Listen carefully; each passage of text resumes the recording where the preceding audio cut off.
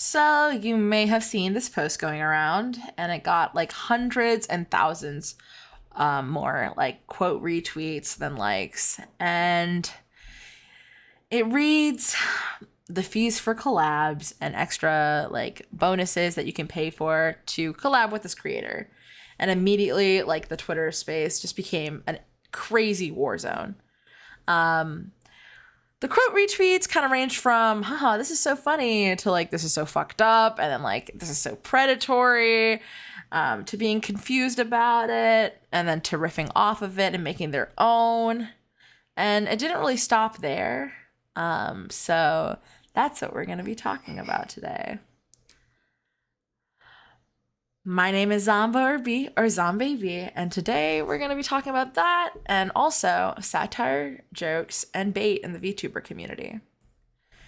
The VTuber community is like inherently composed of mainly social outcasts, class clown, adjacent traumatized kids. And I know that sounds mean, but also turbulent creatives, and it's not a bad thing.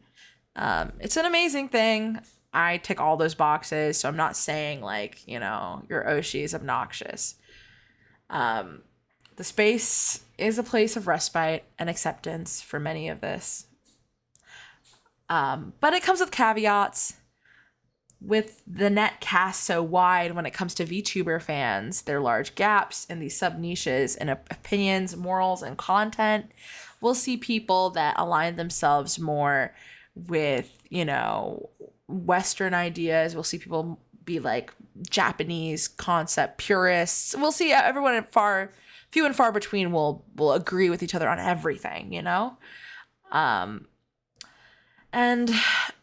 it kind of lends itself to an extremely like muddled kind of grouping of people. And it encourages not only hounding and harassment, which I think we're known for kind of, but also like growth, because like if you are exposed to so many people, you do have a chance to, you know, meet new people and understand them. But let's take a little step back.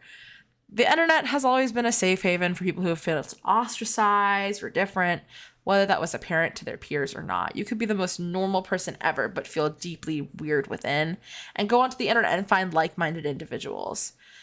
Something I've observed is like a large part of the VTuber community, we struggle with tone, or maybe straight out don't understand it. Like I don't understand tone at all. In a community that like is largely filled with people that have experience with mental illness, people often lose practice as they isolate. They lose practice with tone, and also autistic and ADHD people and other neurodivergent folks, tone may not make sense to them like ever, you know? And that's a common experience, I think, amongst VTubing. So obviously things are getting a little muddled when communities mostly compromised of, you know, people that are spread really thin or tired or they're socially awkward or out of practice or neurodivergent. And they all come together on like a post. And that's just like a lot. I'm not here to like cast judgment though, like on any of these jokes or satire or bait posts. I enjoy earnest language and jokes. That's my kind of humor. It's like the shrimps is bugs kind of humor, you know? But that's more restrictive to a lot of people, and I can't force like everyone to, you know, make, I don't know, free him tweets. Like that's just like not everyone's cup of tea. The reality is like humor is really personal and rage is really personal, and the self-interest involved in creating posts like this is like nuanced. It's not just black and white. Bait jokes and posts / satire, I guess, are made to gain engagement. Often ambiguity, confusion, and angry quote retweets benefits the original poster and feeds their algorithm. It's been proven on Twitter. We can see that in Twitter Blue users purposefully trying to incite a conversation, whether that be a constructive one or not, in hopes of getting paid. Is this evil? Not necessarily. I don't really think that. I think people have different ways of achieving the same goal. For me, I enjoy focusing on myself, posting art of like boobs and stuff, but I'm also like a veteran sucker. I'm always falling for bait posts and write like huge think pieces on them, kind of like the one I'm doing now. But I think in general, I just don't vibe with bait, probably because I'm a very earnest person and it just confuses the heck out of me. But not all anger bait is like bad. Well, all anger bait is bad. Not all bait is bad. The VTuber community, especially like the indie scene, we really thrive on this bubblegum saccharine sort of bait. Post your PNG, let's be friends, let me raid you, all this stuff. And I've done those before too, and I'd be lying if I said every single post I posted was altruistic, and I think most people can agree with that. I think also in general, we kind of feel like we're owed honesty by frontward facing figures, people that are announcing themselves as streamers and entertainers. But I want to remind you guys that most of these creators haven't gone through their growing pains. They are barely starting out. And being held to the standards of people that have been established and are larger and more experienced and have more influence is strange to me. I think the idea of that punishment is like the end goal instead of growth is a strange viewpoint.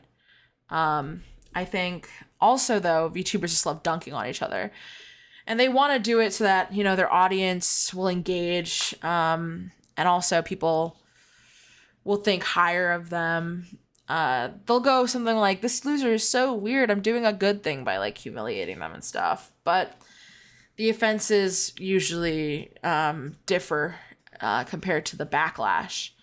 We could see people buying followers or buying like, you know, statistics, being rude or using AI. And these people are often confronted because I feel like they're low stakes. They're things that most people agree on is bad, right? But we rarely see people that are racist, transphobic, and misogynistic being confronted by their peers, especially when they have they're large content creators, you know? There's this culture that we all have to get along and stuff, and it's kind of confusing because no one asks a doctor to be acquainted with everyone in their space or a plumber. So in the entertainment business, there's this pressure that the person you're talking to could be a connection. It could be useful to you, a stepping stone, a big break. You don't want to, you know, sully that relationship.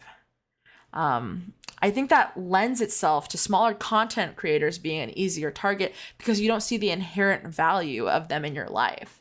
And it makes it easier to target and grandstand over them or chastise them. What does this kind of have to do with this situation? Well, they're two things. As I said, people like hate feeling tricked, and I believe like the confusion with the baitiness as well as like the scumminess of the post and the content on the page. That's what reacted. It like made a reactionary response from all that, right? Like when you make something too good and it looks like the stuff you're criticizing, it just becomes the stuff you're criticizing.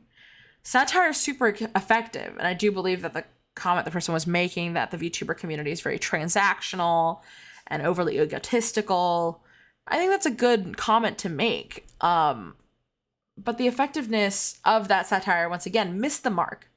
And everyone thought it was real. So, like, it goes back to, do you make bait or do you make a joke? And the joke could have been clearer, you know, a less professional page, a jokey tone, some insane comments about if someone signed over their lease for their house to gain a collab opportunity, you know. But most people saw the professional look of the graphic and some responses corroborating the post and took it at face value, which is so valid. This post worked amazing as bait, spinning people into a frenzy of defenses. But overall, I believe that we like muddied the water, and I don't think it actually contributed anything good. The conversation became so divisive because people were like using strong language, like saying, this is abhorrent, greedy, disgusting. Other people were laughing and making fun of those that got tricked. Other people were saying in earnest that this is like a fine idea. Like no one's forcing the viewers to pay or like other, you know, VTubers to pay. And I kind of agree with all of them, like in a very small amount, right? Like I think, especially regarding the third one, there's this culture of like over policing small things such as transactions. And it's like, if it's between two consenting adults and there's no power abuse, I hold my tongue and I'll just judge the person amongst my friends, you know, like I don't need to be like, what, you know, it's just not something that I need to do. But also, let's take a step back again. This post is very confusing, and like in this community, I had to go from being a very earnest person and assuming everyone was telling the truth to just assuming that everyone was freaking lying. And that's like really exhausting and really frustrating. But the most effective way to combat this is, because you can't control anyone else, is to just like be liberal with muting. Just mute people constantly. Mute anyone that stresses you out or you feel like is confusing you or muddying the water. You have to cater your timeline to uplift people you can effectively understand. And I think the idea that we all have to be besties is a fallacy, and it like breeds really bad toxic behavior and backstabbing, and you start to have beef with people. Here are my takeaways. It's a long video, sorry guys. I think a lot of people hate feeling like fools. You know, like they think that, you know, they've been tricked and it's somehow a judgment on them. But don't assign your worth to being able to like understand what's going on immediately, you know? Once you divorce those two, it becomes infinitely easier to, you know, function in society when you don't think everything's a judgment upon you. Being funny means something different to everyone, you know, as long as someone's not actively like harming someone. Even if we hate them, we kind of have to step back, you know? Bait posts are also as natural in this community as breathing. And while we might hate them, they're here to stay. Just curate your experience. So yeah, thank you for listening to me blab, sweethearts. I'm trying to do a heart for you, but it's like dark in my room. Please, heart. You know what? I give up. But, you know, I did a heart in my heart. Wait, maybe this will work. I almost got it, guys. Okay. Well, anyways, thank you guys for watching. I'm hoping to do more essay videos like this as I go on. This was a really short one, but I want to make them longer and longer for y'all. Also, my next video is probably going to be a museum walkthrough. We're probably going to walk through a museum together, maybe an ASMR moment, talking about paintings and history. And then I'm going to do an essay on some art movements. So yeah.